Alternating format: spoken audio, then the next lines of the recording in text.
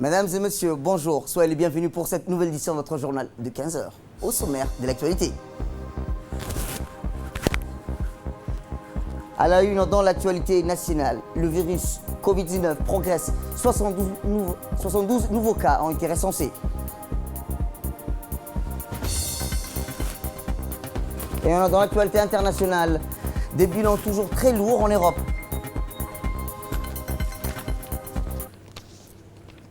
C'était les titres. Merci si vous le rejoignez. Comme chaque jour, nous ouvrons ce journal avec le point de presse quotidien du secrétaire général du ministre de la Santé concernant sur l'évolution du Covid-19 dans notre pays. Point de presse sur la situation Covid-19 ce mercredi 15 avril 2020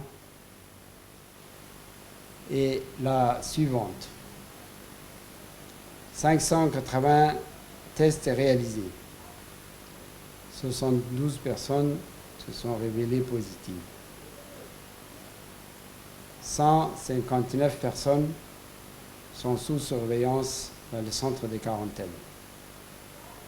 361 patients sont sous traitement actuellement dans le centre de prise en charge.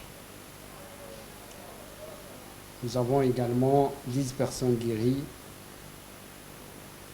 qui sont sorties de leur centre de traitement.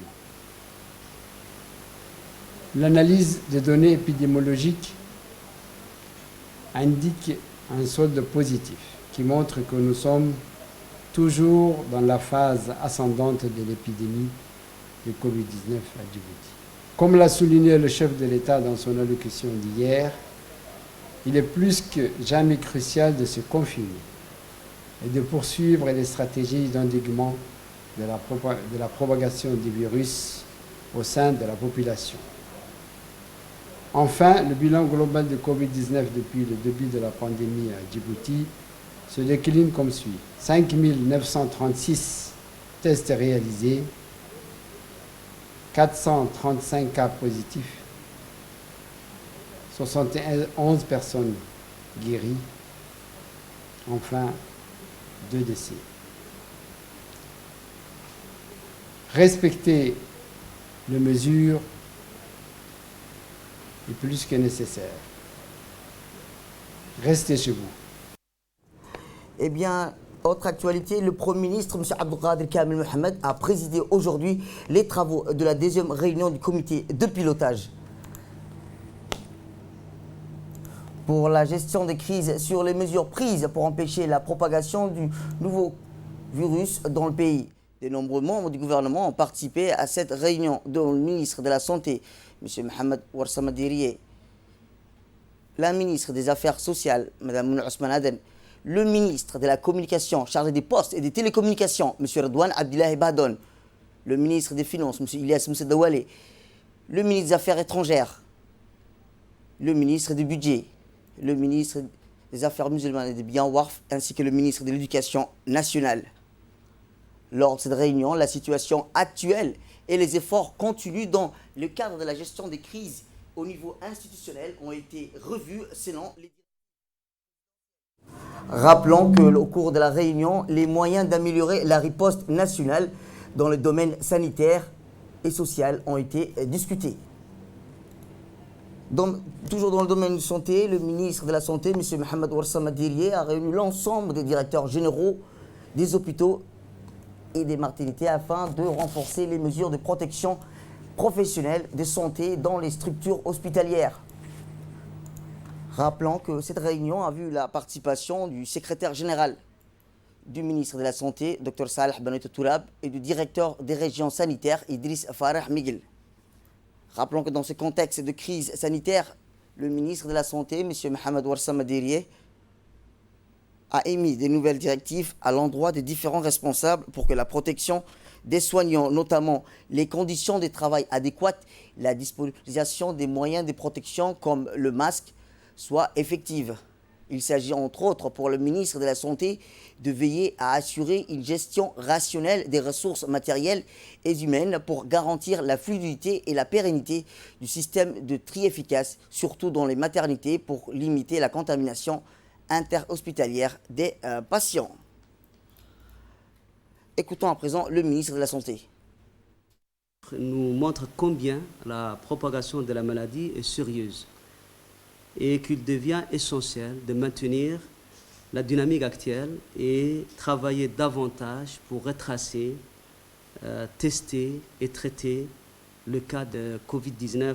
Durant cette discussion, je voudrais aborder 3 points importants qui sont la protection des personnels de santé, l'utilisation des masques de type FFP2, les dispositions spécifiques aux structures hospitalières, en particulier les maternités.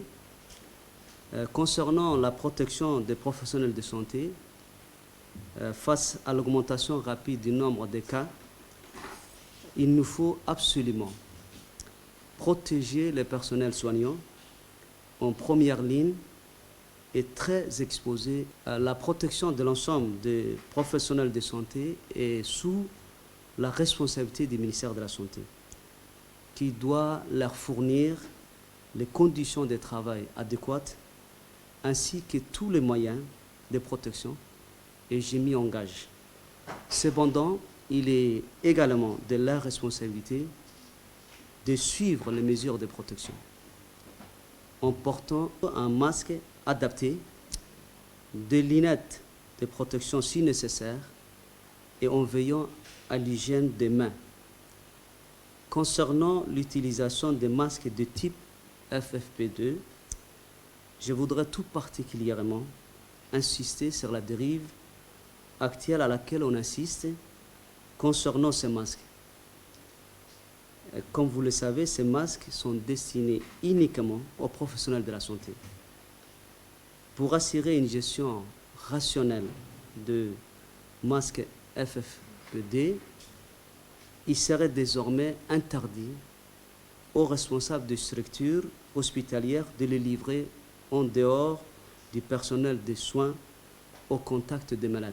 Enfin, concernant les mesures à prendre dans les structures hospitalières et en particulier au niveau des maternités, dans cette situation d'épidémie de Covid-19, il nous faut un système de tri et une stratégie de gestion efficace pour, d'une part, limiter la contamination des patients recourant aux soins et d'autre part, permettre l'isolation et le transfert des cas suspectés d'infection à Covid-19 vers l'hôpital Bouffar.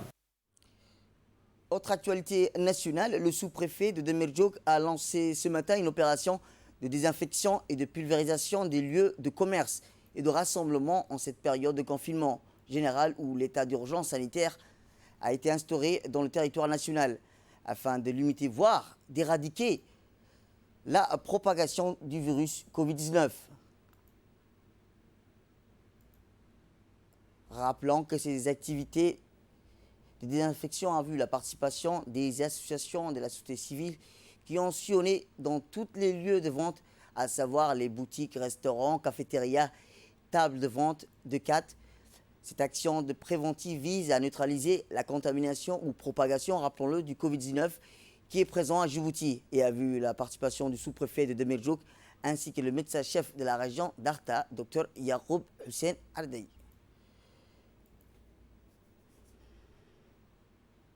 Le sous-préfet de Demirjouk a remercié lors des activités le ministère de la Santé pour son appui matériel et technique ainsi que les associations de la société civile pour leur participation à cette action noble. Toujours dans l'actualité nationale, dans le cadre des programmes d'assistance sociale, le ministère des Affaires sociales et de la Solidarité a distribué une aide alimentaire aux familles pauvres dans la ville de Bok. On bénéficié à cet geste humanitaire environ 650 familles simples à faible revenu, en particulier celles affectées par les mesures de confinement imposées par les autorités pour empêcher la propagation du Covid-19. Rappelons que la cérémonie de distribution de ces produits de première nécessité a eu lieu en présence du représentant des autorités locales, des familles bénéficiaires. Cette initiative s'inscrit dans le cadre des efforts déployés depuis plusieurs années pour améliorer les conditions de vie des groupes vulnérables dans la société. Les bénéficiaires de cette aide alimentaire ont exprimé leur remerciement et leur appréciation au ministère des Affaires sociales et de la solidarité pour cette initiative qui allégera leur souffrance du fait de l'isolement sanitaire.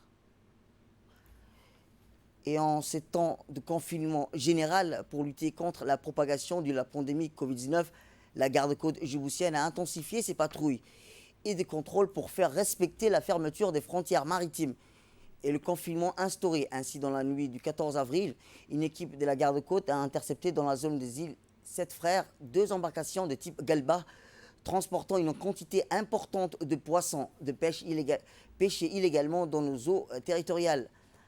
Au cours de cette opération, l'équipe de la garde-côte a également arrêté 5 membres d'équipage yéménites à bord de ces embarcations et en situation de défaut de séjour dans notre pays. La garde-côte poursuit sans relâche ses efforts visant à mettre un terme aux activités de ces trafiquants qui pillent en quantité les ressources halieutiques de notre pays. L'enquête a été confiée à la brigade de recherche et d'investigation et des affaires judiciaires de la garde-côte et ces individus seront traduits devant la justice tandis que les embarcations seront saisies au port de pêche dans l'attente d'une décision de la justice. Actualité internationale à présent. Cette année, l'économie mondiale devrait connaître la pire récession depuis les années 30. En pleine crise sanitaire liée au Covid-19, les dernières perspectives du Fonds monétaire international, la FMI, affichent une croissance mondiale de baisse de 3% cette année, pour atteindre ensuite 5,8% l'an prochain si le virus s'estompe au second semestre 2020. Le FMI prévoit un recul du PIB de la zone euro de 7,5%, soit plus que dans d'autres régions. Les ministres des Finances d'Eurogroupe ont annoncé un plan de sauvetage la semaine dernière pour venir soutenir l'économie de la zone euro, des mesures qui pourraient avoir des effets limités au regard de l'ampleur de la crise. Et enfin, au Royaume-Uni, en Italie et en France, le nombre de décès est toujours élevé, avec plus de 600 morts quotidiens dans les 3 pays. Le confinement perdure, la convalescence des 3 pays risque d'être longue et l'économie difficile. Le Royaume-Uni a entamé sa 4e semaine de confinement et attend la décision de ce jeudi du gouvernement de prolonger ou non cette mise en quarantaine qui pèse lourdement sur l'économie, sur le front l'épidémie. Les autorités ont recensé 768 décès supplémentaires à l'hôpital en 24 heures pour un total désormais de plus de 12 000 morts.